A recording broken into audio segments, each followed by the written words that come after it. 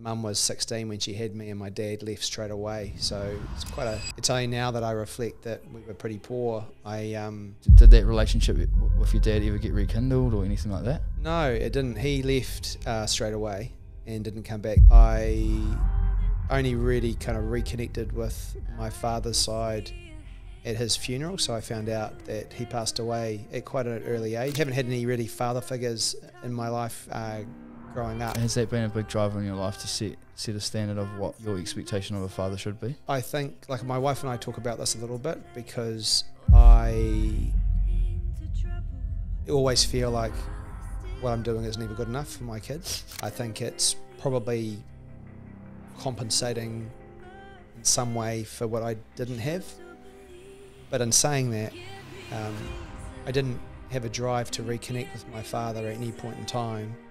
Again, because my mum, grandparents, my uncle, people around me did such a good job. I didn't feel like there was a void that needed to be filled. You know what I mean? Grandparents lived in the same house their entire life. He knew where they lived, and so if he ever wanted to find me or reconnect with me, he could have. And he chose not to. You're rocking up to your dad's funeral that's never been there. Like, do you forgive him? Yo, what's good? My name is Sam Ringdahl, for those that don't know me, and I'm the co-founder at V Media and the host of Winner's Mentality. In this episode, you're going to hear from One New Zealand CEO, Jason Paris, that even in experiencing trauma from an early age, when the odds are stacked against you, that you can overcome them and achieve at a high level. And lastly, I want to build this community of positive impact, and I want to reward you for being a part of it. So if you come and join for free the Winner's Circle, you will unlock the opportunity to win epic prizes and experiences. I'll leave the link in the description.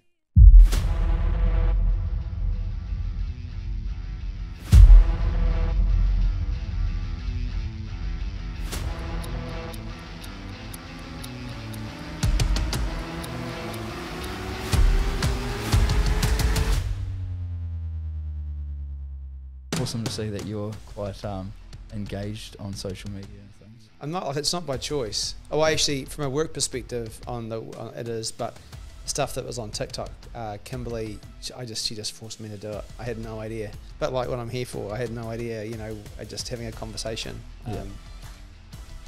So funny how things work. So I just wanted to ask, how are you, and what's something that's made you really happy of late? I'm really good, thank you.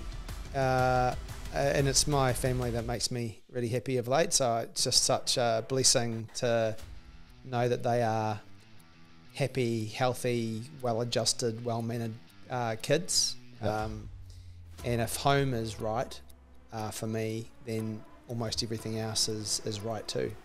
So yes, that's where it starts for me, being a husband and a dad and a son. Yeah, awesome. We'll get into that a little bit as well. Is this your first podcast? Yeah, I think it is. Awesome. Actually, like I've been forced to do a few videos in the past, but this is my first podcast. Yeah, awesome. What I love about it is it's just obviously a conversation. Yeah. And it's something hopefully that I can bring some things out of you that potentially your kids and your wife can look back on one day and give a little bit of an overview of who you are as a person and some of those achievements and things too. So, wow, you're gonna make me emotional right from the start. Yeah, I had Craig crying, so yeah, it was it's pretty special to have, well, it was have a man in a space to get that level of vulnerability and things. It's pretty powerful. There's not many other platforms that give that opportunity to be vulnerable. Yes. I'm excited for it. I'm a little bit nervous. I'm excited, and it's a mixture of emotions. So go on this roller coaster. Cool. All right, we've got to start with a bit of a pop quiz, mate. Okay. We've got to test. Are you a Warriors super fan or what the story is? So I've got a few questions here. What was the score of the first ever Warriors game back in '95? Oh my God, I have no idea. Against the Broncos. I don't know what the score was. Yeah. Have a nudge. 25-20. Ooh, close. 25-22 to the Broncos. Yeah, I thought it was something similar than that. So that's not too bad. No, that's pretty solid. I'll give you that. Who has the Warriors record for the most points in a season? Ivan Cleary? Yep. And do you want to have a nudge at how many? No idea actually how many, but a lot. 224. Wow, well done. And should Sean Johnson have won the Dally M in 2023? Yeah, like he was, he's such a superstar, and where he came from and what he contributed.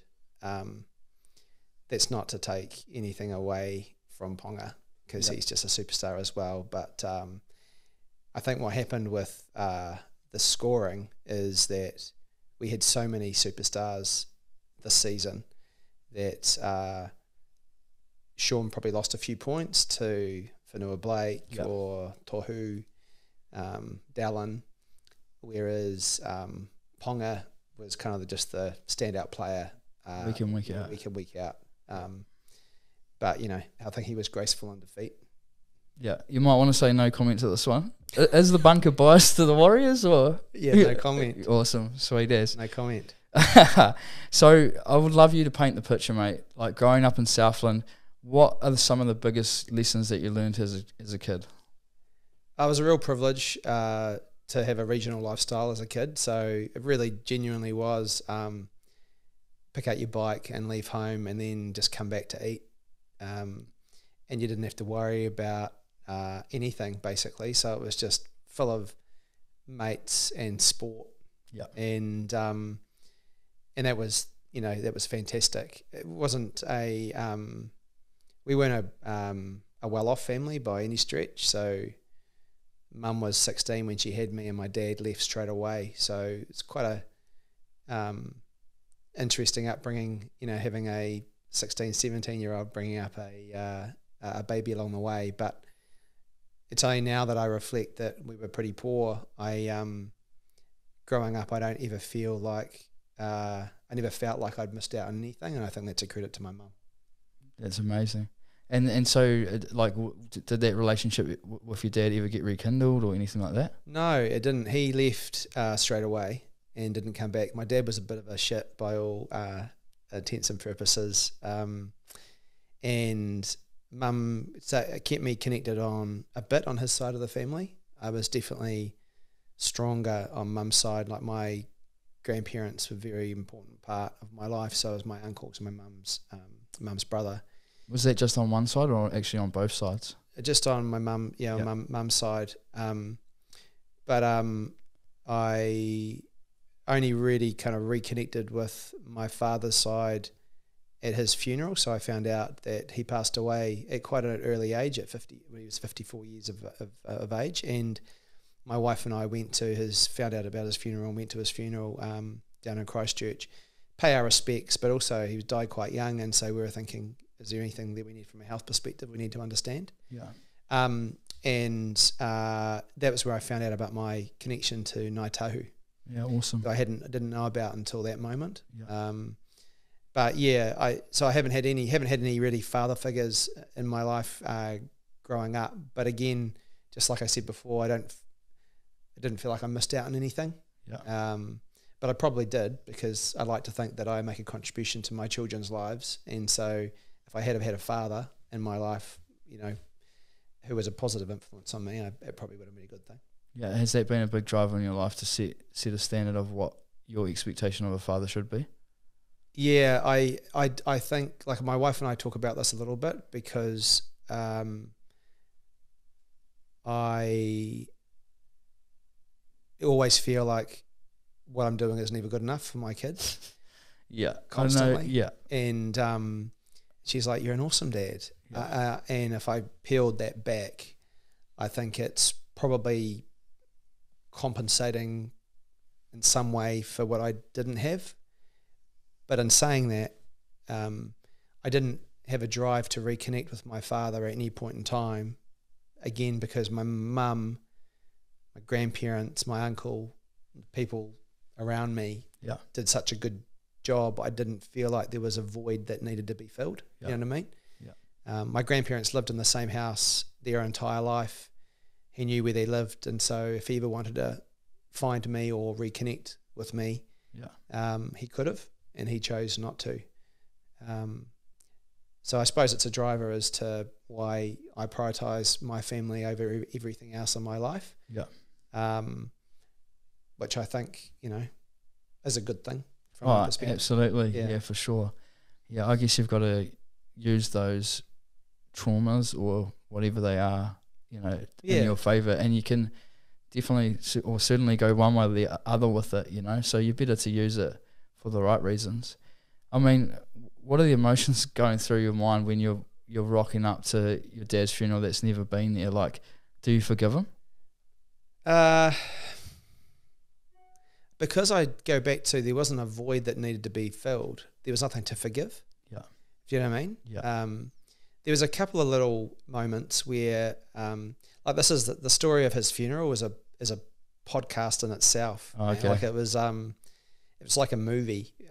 We turned up, and we wanted to be under the radar, but for whatever reason, it got revealed that I was his eldest son that no one knew existed.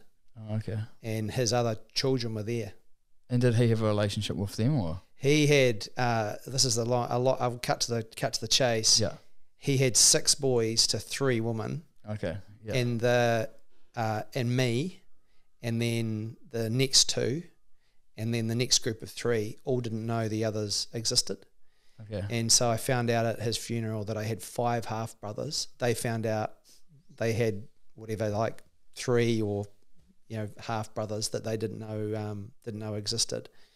So that was pretty weird. But the reason I tell you that is when it got revealed, people that knew him would come up to me and they would have a conversation, and my mannerisms and some of the phrases I used, like, oh, it is what it is. Yeah. Don't worry. They're like, he would say it is what it is. Or I'm massively, sport mad. Yeah. He was too.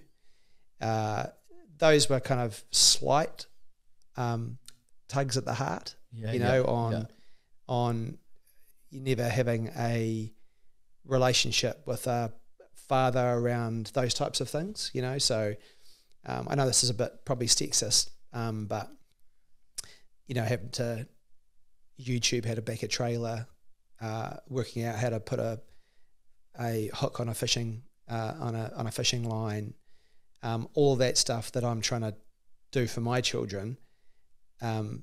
They just think I'm amazing because I can do it. But before that moment, I knew it was coming up. I had to teach myself how to do all that type of things, basically using digital media, so I didn't look like a complete fool in front of them. I didn't have anyone in my life really that did that. Did that for me. However, just to be clear, I don't feel like it was a loss or a void at all. I just had such a privileged upbringing, and the person I'm most grateful to is my mum, who just sacrificed so much to not from a possessions perspective, but sacrificed so much to ensure that no matter what background we came from, I never once didn't think that I could do anything if I put my mind to it. Yeah. It's pretty cool.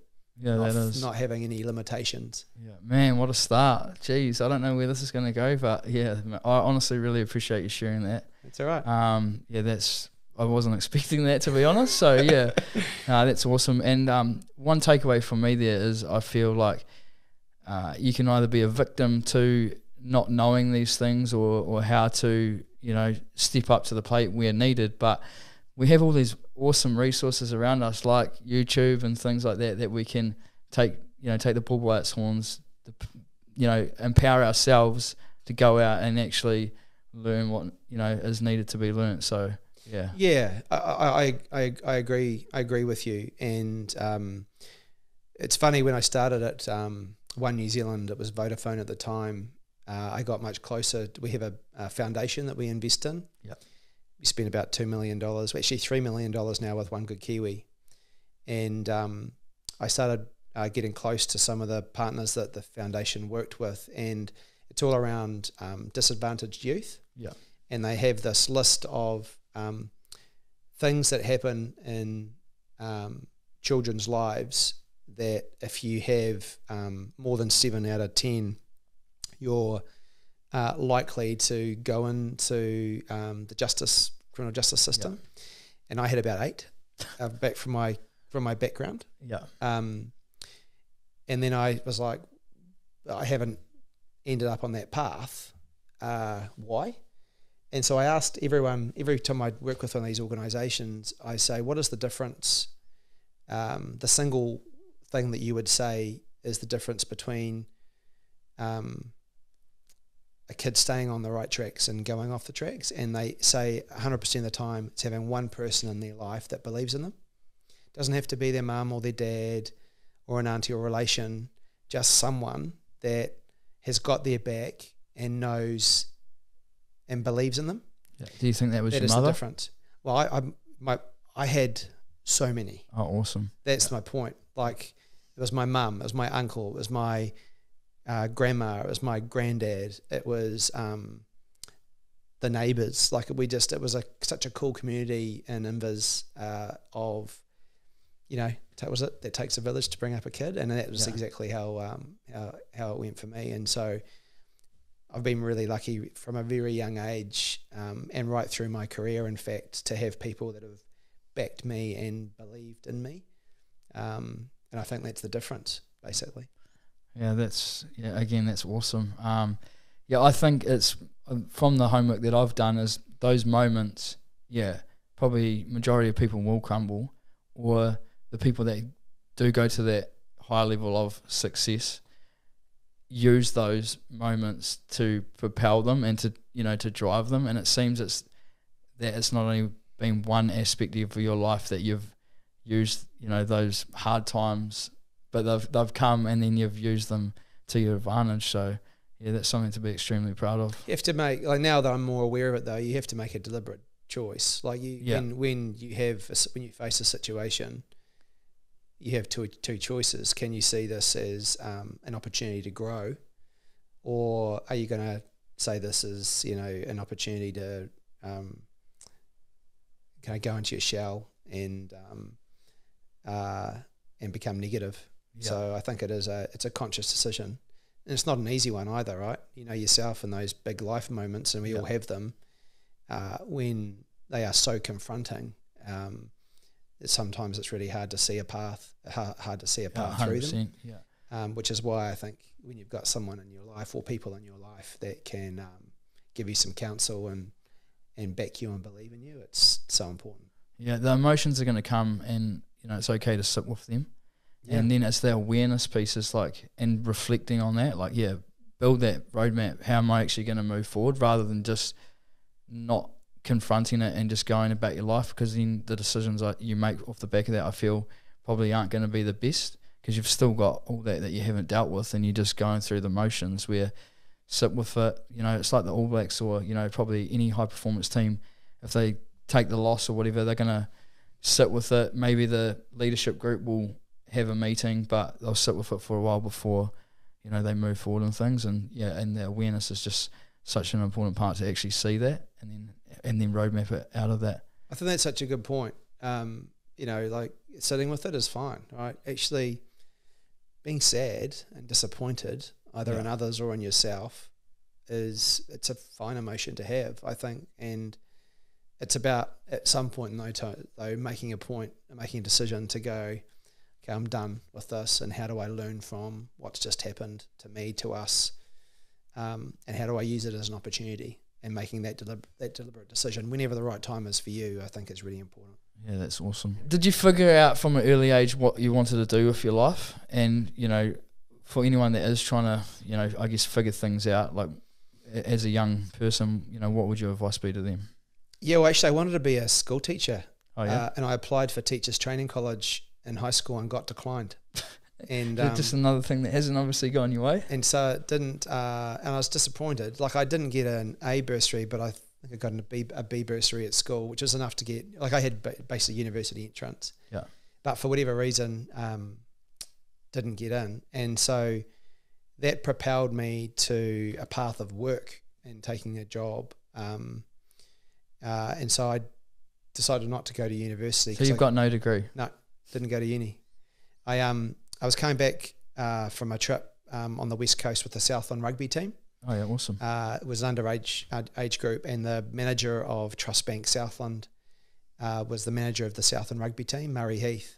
And he said to me, "What are you thinking about doing?" And I was like, "Oh, I'm not sure actually." And he goes, "Come and work for me at the bank. Stay here and play some rugby and keep involved in Southland rugby. I know a lot of people leave, but you should stick around." And so he gave me my first job. I remember $14,452 was my starting salary. It was like, what? It was ridiculous. And my family was so proud. We weren't. None of my family went to university, so it's all freezing workers. And so it wasn't necessarily a disappointment that I didn't go to uni in any way. It was actually just delight that I'd got a job and I was contributing. Whereas my wife, she's got a master's from Harvard, so we're the opposite. That's right. I mention that because no path is wrong. Yeah, absolutely. So, and our children may decide to go to university, or they might decide to do something else. Whatever they choose, just try your best at it. So I could argue either way around the benefits of a degree, the relationships and the connections you make, the structure, having to look after yourself, open your mind up and learning, deeply about something, versus me, which was real world experience. Yep. So end of 4 years, what's better, a BCom or 4 years of work experience? I think that's interesting debate in the conversation. Yeah, for sure. Yeah, definitely. What role has self-education played to obviously get you to be the CEO of One New Zealand? Yeah, well, I did have a chip on my shoulder about the degree for quite some time, and I thought it was going to be an impediment in my career trajectory, but it hasn't. I started just to get more and more responsibility, and for whatever reason, people promoted me or asked me to come and join their organisation. And so it was really through relationships that my career progressed. And then it got to a point where I was like senior marketing manager at McDonald's in New Zealand. And when I got to that kind of role, everyone just assumed I had a degree. And so even in the jobs that I ended up having interviews for, you'd see in the application, degree as a prerequisite. I was like, well, if it comes up, I'll just be honest. No one ever asked. They wanted to know who you are, what your background was, but most specifically what you'd contributed, how you delivered, how you worked with other people. And it was never a conversation around a degree structure of anything. So I just kept on progressing. I was really worried, though, that it was going to stop me from being able to be the ultimate leader of an organisation and be a CEO. And I talked to my boss, Rick Ellis at TVNZ, and he was really surprised first I didn't have a degree. And then we talked, I was quite vulnerable about how I felt it was, it meant I wasn't smart enough, wasn't structured enough, couldn't be the best. And so he funded me to go and do a business course at Harvard.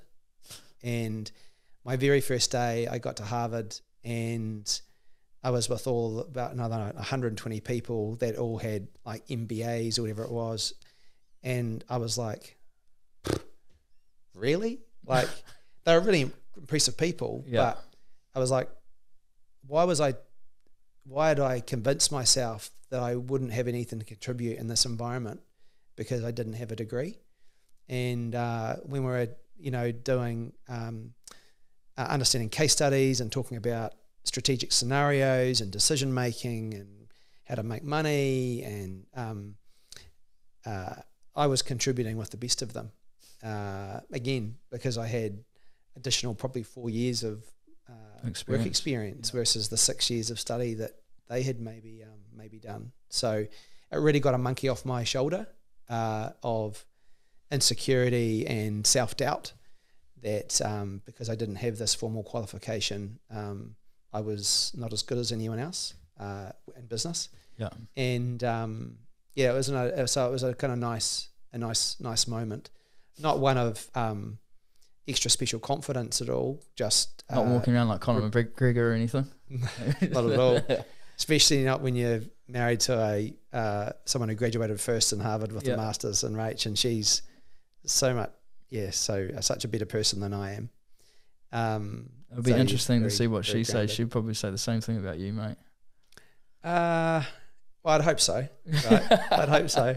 But definitely, whenever I do these kind of conversations, I'm always like, man, she's the one you should be talking to, not me. Yeah. Because humble. It's true. Yeah. Anyway, so that was a big moment of getting that kind of monkey off my back and just removing a level of deep insecurity and Is that something you feel that a lot of young New Zealanders, well, not even young, but like I think that's something that I struggle with too. You know, I get put in these rooms and I'm like, I don't deserve to be here. Yeah. I went to CreatorCon the other day and there was, you know, amazing creators that are doing massive things and there was me there and I'm like, I was just about to turn around. I don't often get anxious and I was like, am I going to go home? And I put myself out of the, in an uncomfortable environment and it was awesome. I got to connect with some amazing people. But yeah, for whatever reason, like a lot of people I speak to struggle with that. They don't think that they deserve to be in the space. Yeah, like I think that all the time though. I just go... Still like now? I go, how the hell did I get this role in this company at this time in this country? Like it's just so bizarre to me. So is that, like, it's kind of like practicing gratitude at the same time. Like you seem extremely grateful for it. Oh, like seriously, so grateful. Just constantly thinking, am I going to get found out at some point in time? You know, like really. But on your observation around putting yourself out there, I know it's a kind of a sporting analogy, but you always learn more from your losses than you do for your wins. Yeah. You always learn more from being around people that are better than you. Yeah. So I have that at work, right? I have hired a team of people that have a skill set far superior to mine. Yeah. And so I have no doubt that when you is it CreatorCon? CreatorCon. Yeah. That you had a lot to contribute, but it's awesome that there are people there that are more experienced at doing different stuff that you're in awe of because that's the biggest learning experience for us at the same time. I'm sure your brain was whirring when you came away. Oh, it was awesome. And I heard something post that when I was listening to a podcast and I was speaking exactly about that. And it was like, you don't need to be the most interesting in the room. Go in there and be the most interested and just flip and reframe it, you know? And I was like, that totally makes sense. And I know I probably could have done more and just because I didn't probably put myself out there as much or connect with as many people. But I was still like proud of the efforts and, you know, I learned a lot from that experiences. I reflected on it and, you know, what I do differently. And I challenged myself before I went there, I was like, I'm going to meet at least 5 people. And I managed to do that and, made great connections. Yeah, it was just an amazing experience to be surrounded by, you know, other creatives or, you know, other people that are performing at, you know, high levels and things. That's awesome. Yeah, so it was so good. And, you know, and then one of the guys I was speaking to, he's like, don't think like that. He's like, you deserve to be here. You're here for a reason. And, you know, it's awesome to have people like that are just empowering you to, like, you know, pinch you and be like, nah, you know, pull yourself out of that. You deserve to be in the space. So, yeah, it was awesome. It's exactly, you know, my Harvard story before, right? Yeah. You have this self-doubt that actually isn't real. Yeah. And you just get that monkey off your shoulder and look at you now. Flourishing. And that's the exciting thing for me is like I still feel like I'm very early on and like the changes that I'm making, like it's putting me in rooms that I never thought possible, and it's all just based off deciding to draw a line in the sand and make some positive changes in my life and I guess changing my environment and things like that and picking my version of hard because, you know, doing this sort of thing isn't easy. Like by the time that you're putting out the content, you've got to come up with the creative, you know, you've got to try and get money on the table, you've got to be a father, you've got to manage and juggle all these things.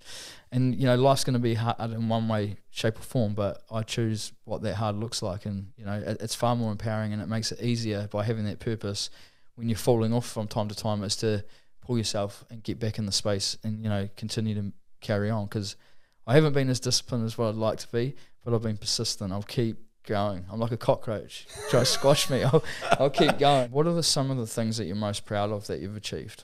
Yeah, the thing what drives me is Aotearoa. Yeah. So I just love this country. Yeah. Like I just love it, and I just think it's the greatest country and a privilege to live and work in here. And I want to help make sure that it's like this for generations to come. Sure, we've got challenges and problems, but so does everywhere and everyone. Yeah.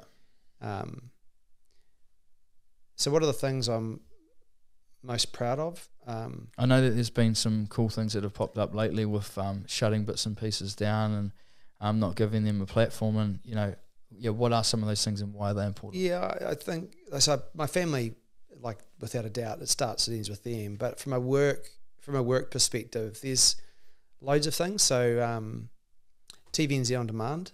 So I led the team that came up with that, and that was quite a big move because that was trying to do an on-demand platform when they didn't really exist, and convincing the television teams that they had to distribute their content and make it accessible where New Zealanders wanted to watch it and how they wanted to watch it versus saying you will watch this at 7 o'clock. 6 p.m. Yeah. So that was quite a big move, and I'm proud of that because I think it's the digital foundation for that organisation moving forward, and I can look back at it and the team that I worked with and led there. That's one, which is really awesome. I would say when I was at Spark, the Telecom to Spark rebrand, proud of that, being part of the team, doing the Spotify partnership, that was pretty cool. Yeah. And then at One New Zealand, first of all, the thing I'm most proud of is bringing belief back into the organisation. I inherited an incredible group of New Zealanders who, again, love this country and its customers. Yeah. But we went through a really weird period of ownership where Vodafone Group wanted to sell us, and for about 5 years just would restrict decision making in New Zealand, and it meant that people became more hesitant. They wouldn't act until they were told to. They wouldn't back themselves and believe in themselves. And so there's more belief in the organisation, and then that belief has led to big moves on network, big moves on including SpaceX, big moves on service, and including bringing all of our business call centres home, big moves on partnership with Amazon, Google, Microsoft, and a big move clearly of uncoupling ourselves from Vodafone and taking that money that we were paying to license the brand and reinvesting it back home. Yeah. And then I'm also proud of some of the stances that we have taken around Te Reo and blocking child exploitation content, moves that others haven't made, which we think are the right things to do for the country and are brave and you can get criticised for, but we're committed to. So, but I feel like the journey's only just begun.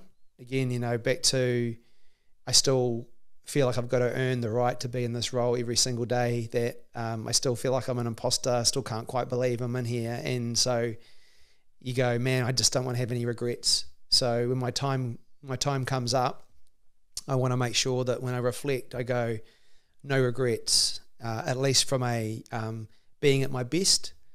Everything might not have gone our way, but it wasn't through a lack of effort, and as you said, a lack of perseverance, a lack of determination.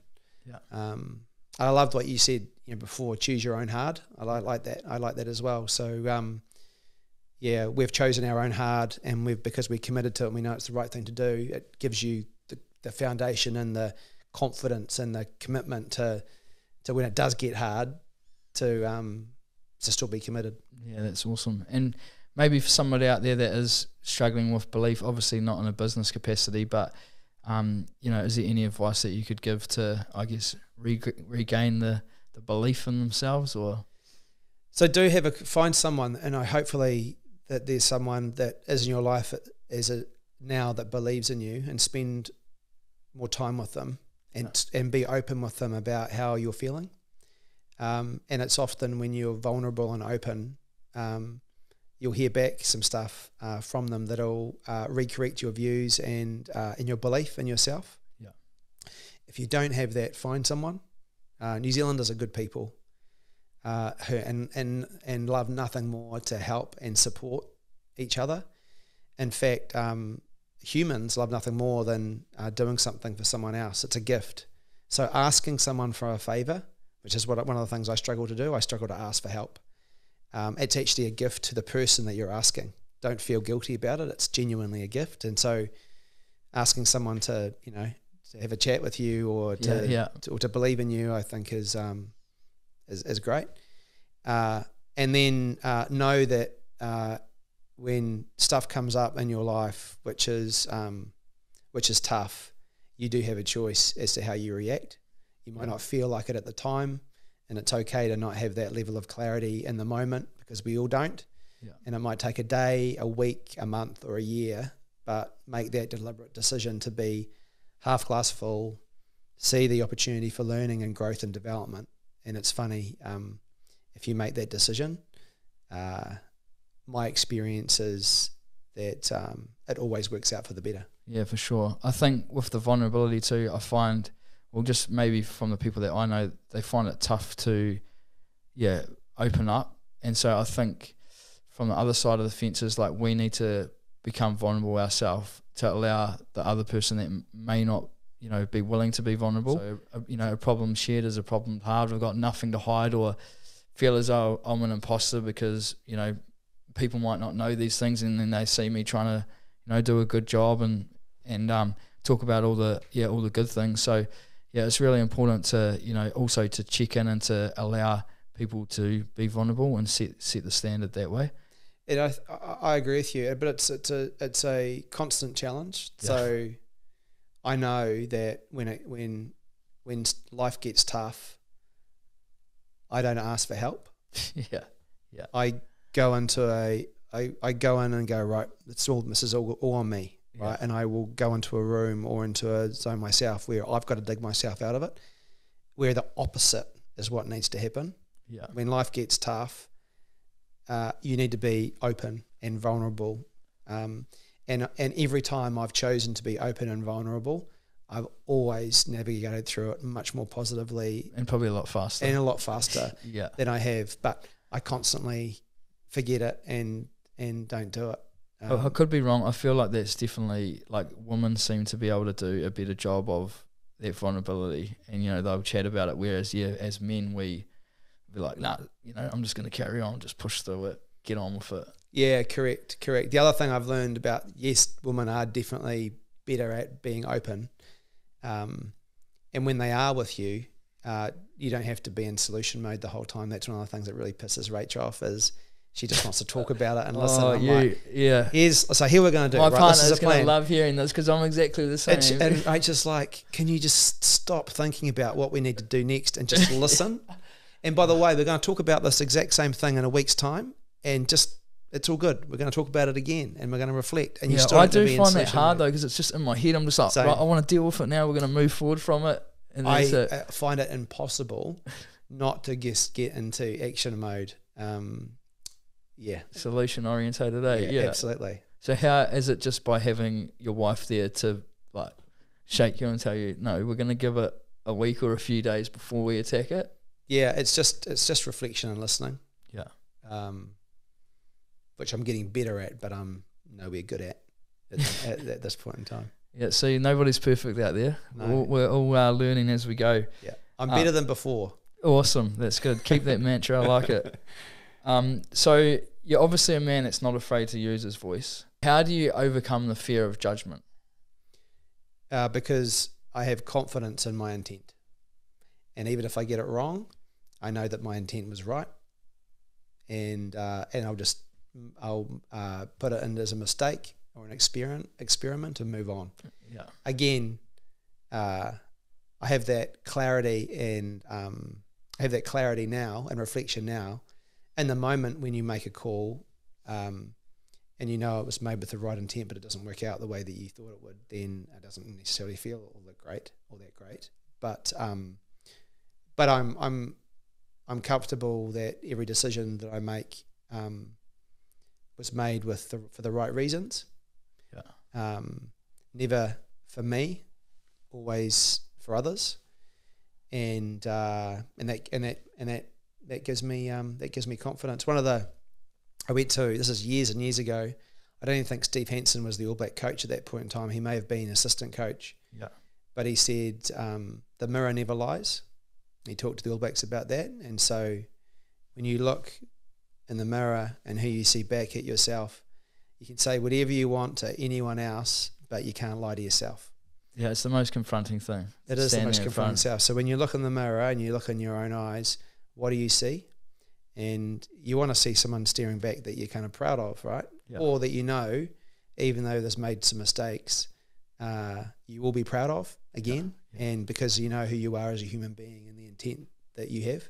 Yeah. So I think about that a lot, and that gives me confidence. And it gives the organisation, my confidence, and it gives our organisation confidence as well, because we know our intent, we know our belief, and that's why we'll make some stands. Yeah, it is very hard. Like, I do it from time to time. I'll stand in the mirror, like check myself, but yeah, it's all of those things. I could be better. I'm doing well, but I could do this. I could do that. And that's where it is quite tough. Oh, really tough. Like, and I beat myself up about things that I did 20 years ago.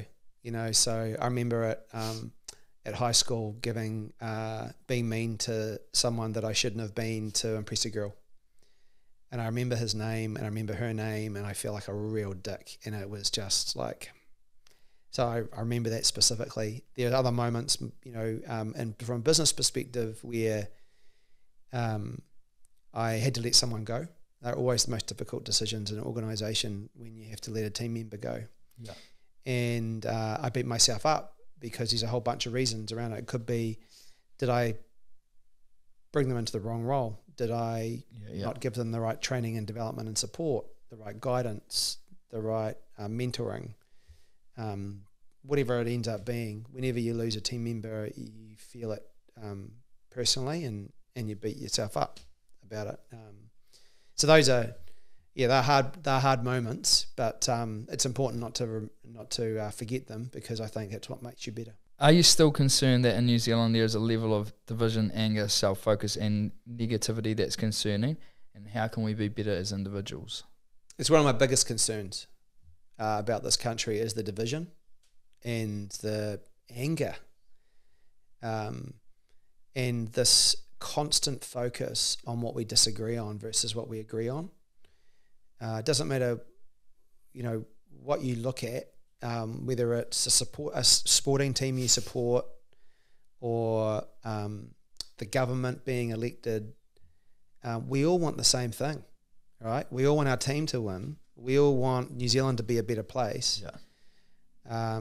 If you look at the elections, the parties, 50%, I would say, on average, of their policies are the same. Yeah, yeah. So stop arguing about the 50% that aren't. You've only got 3 years, for Christ's sakes. Use the 1,000 days to work 100% of the time on the 50% that you agree on, nail that, and then worry about the other 50% later on. Yeah. But constantly fighting over the stuff that we disagree on just drives me absolutely bananas. And I think I do think it's a problem. It's not just a problem here, but it's internationally. The reason it gives me hope, though, is that's not New Zealanders. That's not New Zealand's way. We're much more pragmatic. We like each other. We partner. Yeah. We back each other more than we have lately. Yeah, yeah. And so I'm confident that people like you and me and the organisations that we work for can hopefully help. Like, you can have your opinion, but there's a right and wrong way on maybe potentially delivering it. And it's like, like you say, it seems to be negative and, focused, towards, the wrong things. And at the end of the day, like, I've had things slung my way, and, if people want to put their time, effort and energy to that, like, it just doesn't impact me anymore. Potentially it could have earlier on, but because I've put a lot of work into myself, I'm like, at the end of the day, like, I can choose whether or not I can let that affect me.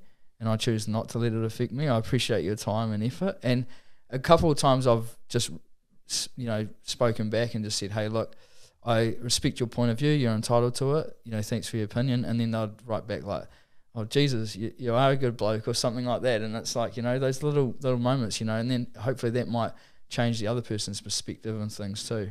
So, yeah, I know it's important to be careful, what you say, but don't be afraid to, you don't want people to just sit on the fence all the time and not say anything.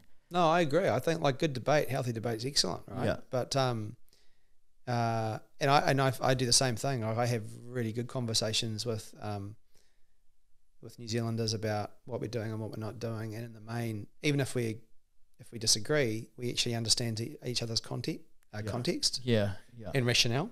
Yeah. 10% addicts, and I just go. You just can't get rid of that, eh? Yeah. You just go. You're not going to move on. I've tried here, but I've got more important things to do to focus on. But don't focus on the 10%. Focus on the 90%.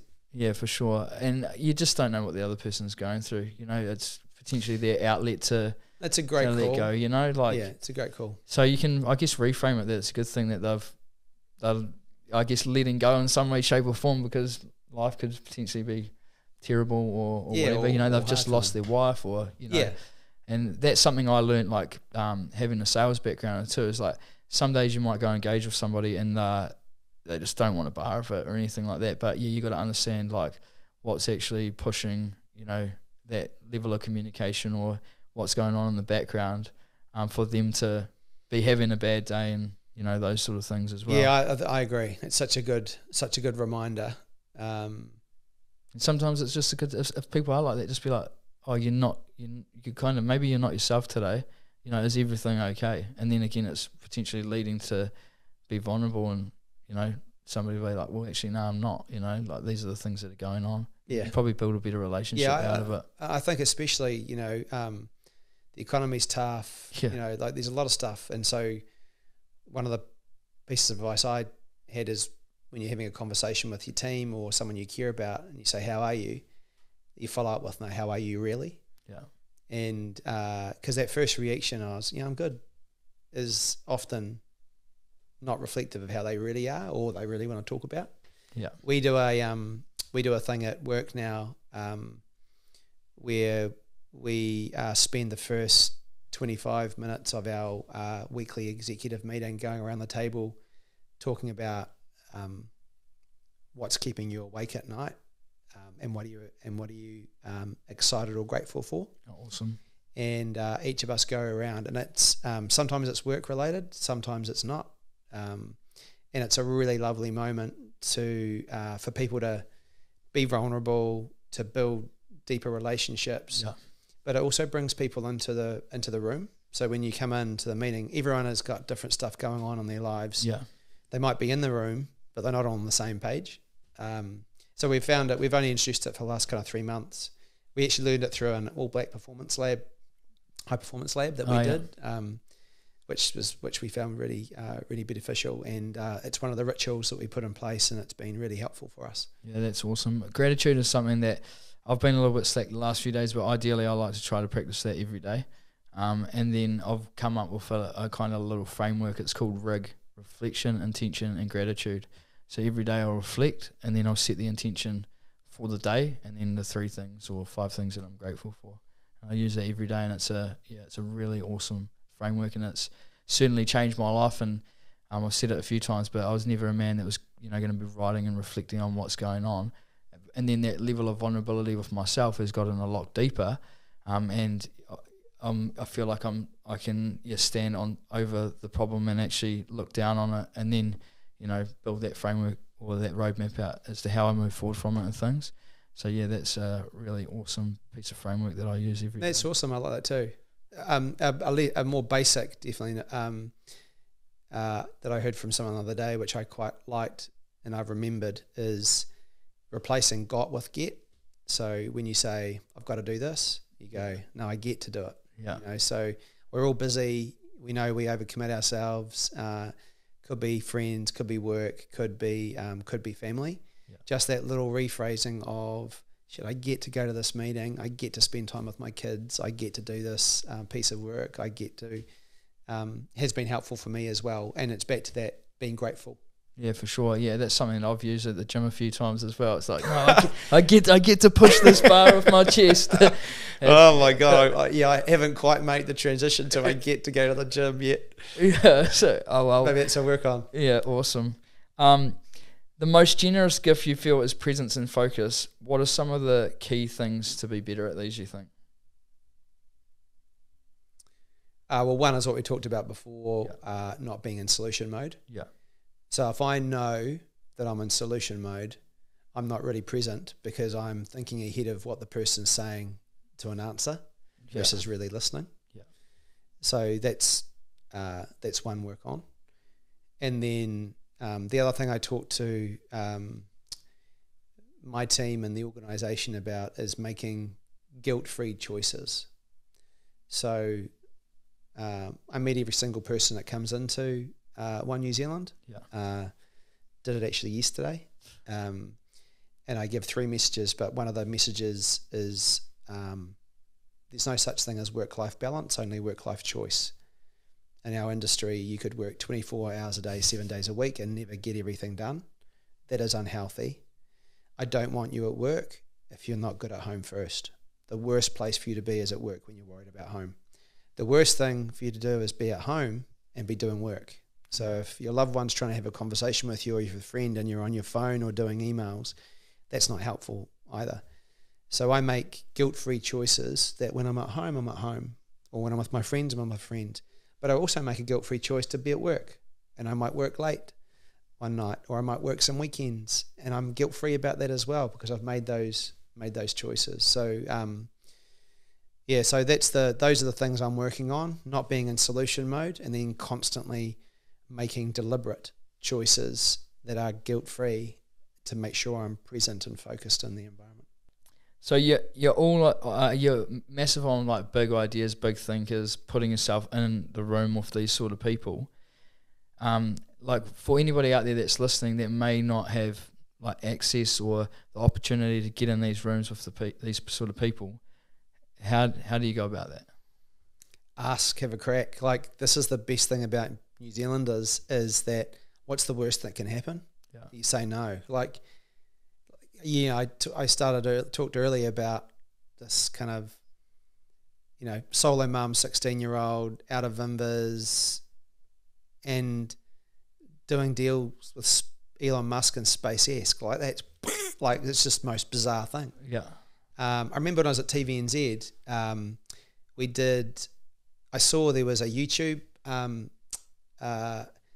debate. It was the Democratic elections in the States, and it was a YouTube was using a digital platform where it was letting the audience through the YouTube platform ask the politicians questions in real time.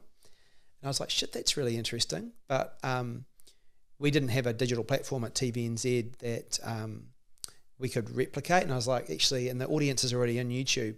Yeah. So if we streamed this on YouTube like they did in the US and allowed people to ask questions, could we do that live on television? And I was like, let's Google. Like, how do you even do that? So I seriously, I called Google Australia just out of the blue and asked to be put through, and we did it. We did the first Australasia partnership with YouTube for an election debate for our leaders of our New Zealand parties in partnership with Google and YouTube, all through me finding a phone number in Sydney and going, hey, you don't know me, but I just saw this. Is there someone there that I can have a chat to about whether it's possible to do it here? Yeah. And it worked. So, but there's plenty of things where I've put the phone up and they've gone, you're mad. No, move on. Yeah. So I think that's the key, is just constantly having a crack. Yeah. Well, I guess it's a testament to me having this opportunity to sit here and sit down and have a coffee with you and things.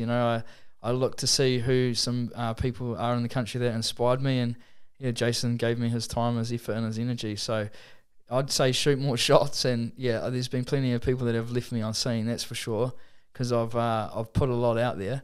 But yeah, you know, sometimes you hit and then you get to have amazing conversations like this. So and you inspire me as well, right? So this is it's the gift that happens when these conversations come about. So, you know, don't be interesting, be interested. Choose your hard. Like these conversations, like you've invited me along today, but you've given me a couple of gifts as well at the same time. That's how Kiwis work. Yeah, that's so it's good. Awesome, right? So you've probably been around a few, I guess, varying levels of success and things like that. Is there anyone that, any time you've ever been in your room and just like been in awe of somebody and, you know, their level of achievements and or anything like that? Or just thought, how do they do that? Yeah, so when I first joined Vodafone, I went to an event in South Africa where it was a celebration of Nelson Mandela. That was where the keynote speaker was Barack Obama. Oh, awesome. That was ridiculous. So unfortunately Mandela had passed away, but you could just feel his vibe in this crowd of 10,000 people. And then Obama, like his ability to be one of 10,000 but feel like he was talking to me, his presence, charisma, intellect, humor, that was pretty cool. Yeah. And then when I've got to know him more, actually I think the driving force behind Barack is Michelle.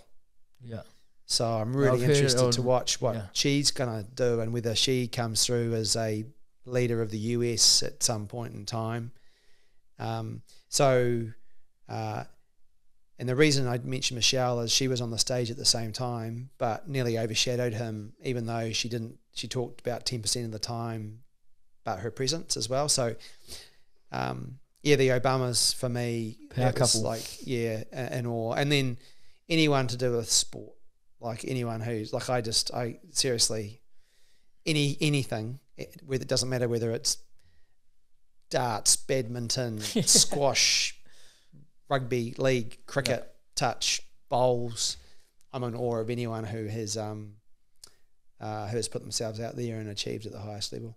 Yeah, I've seen the videos of you in the sheds and that. It must be a pretty special moment when the drums are banging after a solid one. And the Warriors, they are such good people. Like the CEO Cam, Andrew the coach, all the staff, physios, trainers, the marketers, like they are just incredible people. Like the thing I love and the thing that gives me confidence about that team is the depth of strength and culture. They're just such good people, yet so committed about winning arguably the hardest sporting competition in the world. Yeah. And you can see the depth and the foundations of the club being built, which I think is really exciting. It's a real privilege to be part of that journey. Yeah, part of that journey. And in the room, it's not something that I feel as a right, on the odd occasion where I have kind of been welcomed into that. It's not taken for granted. room. I'm like, oh my God. Yeah. It's pretty special. And they're just such great people. What has led to that change in culture and things? Because, I mean, a couple of years ago, it's been leaps and bounds. Like, I'm diehard anyway. I don't care where they finish on the table. I'm still on that journey, ride or die. But yeah, what do you think has been the catalyst to that change?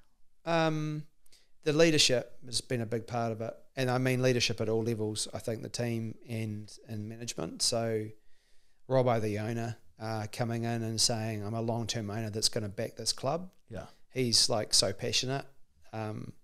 Like me, he's made a few missteps along the way about how passionate he is about the club. Cameron's an outstanding CEO. He's just a really good human being for an Aussie. I bumped into him once. I can't remember where it was, and I don't know the guy at all, but he made an effort, and I felt like I knew him just by his demeanour and things. I was actually quite blown away by it, to be fair. Yeah. But then he's got people on his team who are just great human beings as well. Yeah. It's just so crazy. And then and then they haven't compromised on. So again, Webby coming in, he's an extraordinary human being, tohu. There's basically and this is a male word, but there's no dickhead policy in there. And then they will always do what is right for the person because they believe it's right for the club. So when they release a player for family reasons, it's because it's the right thing to do for that person, even though it might compromise the club. Yeah, we were sweating bullets. Yeah. Don't get me wrong. I was like, when I saw it, I was like, no. Yeah, same. So I'm delighted that we've got him for at least another year. But you can see that the club does whatever's right for the player, and I think what that's doing is building a reputation. Yeah. That the Warriors are a place to go if you want to be in an environment which loves you, which cares about you, and that's really important. And I think that's why they are attracting and retaining some of these best players. Like they're working within a salary cap, but they're attracting and retaining some of the best from the league, which is cool. And the Warriors, I think, in about maybe 5 years ago, you had to pay over the odds to attract a player. Yeah, for sure. Now we don't. I think it's going to change. Yeah. Yeah. Now we don't. So it's amazing. I'm in awe of what Andrew and.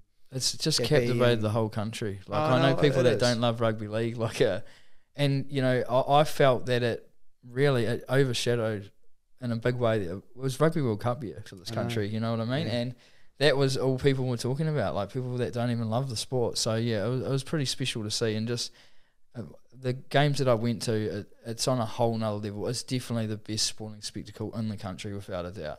When it comes to fan engagement, what's going on around the ground, and the lights, the music, that sort of thing. It's just, and it's fun for all ages, for the kids. They've got activations, things like that. I was blown away, and it's, it just makes you proud. And there's not many times where I've literally felt like euphoric feelings at a sporting fixture, and I can say that I definitely felt that there. And I've been to some pretty cool stuff before. I agree. Yeah, I agree. It's pretty magic. I know that you have a big love, obviously, for connectivity, technology, and things like that. Yeah. So talk us through SpaceX and what that's meant for the country and things. Yeah, so it's an incredible piece of technology. So this is... so have you got Elon on speed dial or what? No, I have. But we're hoping to get him across for launch. Oh, really? Yeah, that's the aim. I hope you're going to maybe film some content or something. If you need a podcast host, I'd love to host the episode for you. Thanks for the offer. Yeah. This is like strapping cell towers to rockets, firing them into space 700 kilometres up, and then there's 4,000 other satellites travelling at 27,000 kilometres an hour in sequence. So they have to go in and then have anti-collision detection so they don't bump into each other. And then every 6 years, those satellites have to be retired, brought into the atmosphere, and they burn up.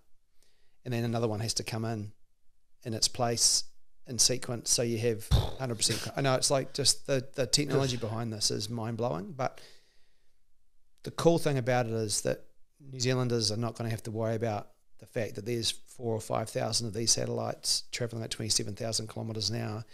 They just need to know when they've got a smartphone and they can see the sky, they'll have connectivity. It keeps them safer. So it doesn't matter when you're on a great walk, you're fishing 10 miles off the coast, if you're on the back blocks of your farm, if you're a remote worker fixing a bridge, you know that you have connectivity to your loved ones, or if you need that's massive. Emergency, right? So it's game changing. So, and I love the fact that we announced it, and then all of our competitors tried to do satellite to mobile deals at the same time. Yeah, it's a rising tide of innovation, which is great for Aotearoa. Yeah. Like competitive intensity, you want your competitors to get better because it drives you as well. Yeah. So so that's just a piece of technology that's coming, which I think is just game changing. Like technology, right? In the way that things are going, is it something to be scared of, or is it something to embrace? Both. Both. Yeah. You have to be worried about it to lean in and understand and learn from it.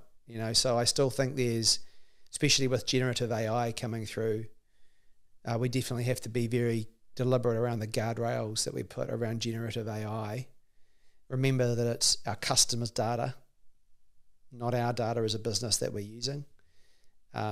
Remember that AI can hallucinate, so you can't empower it too much to run everything, because it will, like humans, make bad decisions, but at scale. And so you have to be able to have an ability to intervene or identify before mistakes are made at scale. So, I think it's both. Okay, sweet. I'm sure that could be another debate. There's a few on there. Yes. So being a CEO, being a father, is there any, I know we've kind of touched on it, but any tools and framework you use to really get that balance right, or that you could share with anybody? It's just, I think the thing for me is I do prioritise in order. Our family's always first. I never miss a moment of importance from a family perspective. Work is second. So friends are third, and then me's fourth. It's probably not the right order, because I know that if I'm good, then everything else is good. Yeah, I'm the other way. Like, and some people see it differently. Obviously, like yourself, is like, if I put myself first, then everyone else will get the best of me. But I'm like you. I could probably go either way anyway. It's just, yeah, I know that if I'm going to the gym and I'm eating well and I'm sleeping well, then I'm a better dad, better husband, better leader, better friend. yeah. But that's the thing I struggle with, is if I have to make a sacrifice, I'll always sacrifice myself for my family, for my work, or for my friends. That's the thing I need to get better at. So that's a framework that I think about, but transparently, I haven't got right yet. Nailed it. Okay, cool. Well, I appreciate that. So we'll head into these quick fire questions. So, what is one thing that you would never share? Do you mean it's an insight about me, or I'd ever share with anyone? That's wherever you want to take it, mate. Whether it's personally, or what's one thing that you'd never share? Geez, I'd share everything. Steak. Yeah. Yeah. No, I'd share nearly everything. To be honest, there's not much that I wouldn't share. I can think of one thing you wouldn't share. Yes. Yeah, your wife. Oh. yeah, it's true. Yeah, no, I love that, because every man generally goes there, and I'm just waiting. I'm like, are they going to take it there, or are they going to say something else? Yeah. No, that's true. That's definitely one thing I wouldn't share. That's okay, right. Sweet as. But obviously a very caring, compassionate person that would give the world. So I'll let you away with this one. What is the best piece of advice that you've ever received, and how have you implemented it personally? Best piece of advice that I've ever received would be, don't be the person that's buried at 80 but has died at 60, or whatever that variation of it is. Yeah. And so you see people that lose their life before they actually die. So just be full of life and positivity, and make the most of every single moment, and be grateful for every moment. Yeah, I think, me personally, whether I'm right or wrong on this, I feel like a lot of people are like that. Like, I know a lot of people that aren't happy with their job, that they're not happy with life, but they're doing nothing about it. So this is why I want to establish this platform, is to help go into people's homes, give them frameworks, tools, have pivotal conversations to help people navigate out of this, and hopefully set a great example to show what can happen when you go on that journey. So it's something that's very personal to me, because of maybe the environment that I've been around, and people haven't embraced it, or yet to embrace that really growth mindset. What's the best mistake that you've ever made? It was a career one. I took the CEO of TV3 and TV4 and worked with some incredible human beings, but there was a values a misalignment between me and the owners. Yeah. And it was a really big lesson. Don't take a job for cash and title when there's a misalignment. And so it's been really important for me ever since that point in time that I have a strong alignment on values with my boss and my owners. Yeah. And I've had that ever since. It wasn't that the owners weren't good people themselves. They just were being directed and motivated to purely on a commercial return, to sacrifice everything else, and that's not in my DNA. Yeah, awesome. And maybe just let us know, what are some of your values? Obviously, family. Yeah, I like fairness, honesty, and integrity. Trying my best, learning from mistakes. Yeah, so I don't know if they're values, but they're kind of things that I think about. Mantras or things to live by. Yeah. Yeah, that's awesome. Yeah. If you could have dinner. Good manners. Good manners. Yeah, I've read about some of these things that you've actually mentioned, and that's something that we need to pull our socks up here in New Zealand. You feel a little bit? Good manners. Opening the door for that. That's so important. Yeah. I think they're fundamentals to society, right? And just a demonstration of caring for another human being and putting them first. Yeah. No, I think it's important. Like, it's going to make you feel good, and also like if you do it for your wife or your partner, it's going to make them feel good as well. So yeah, I absolutely agree with that. If you could have dinner with yourself and 3 others, who would it be? And you can't say like your kids or something, because you're probably going to say away, right? Bob Marley for music. Oh yeah, without a doubt. Nice. Wayne Smith. Oh yeah. Michelle Obama. Awesome. Not a bad three-way there. I don't know if that's the right words to be using, but describe yourself in 3 words. Fear, trusting, brave. Nice. A lot of people struggle with that, so that's awesome. You owned it.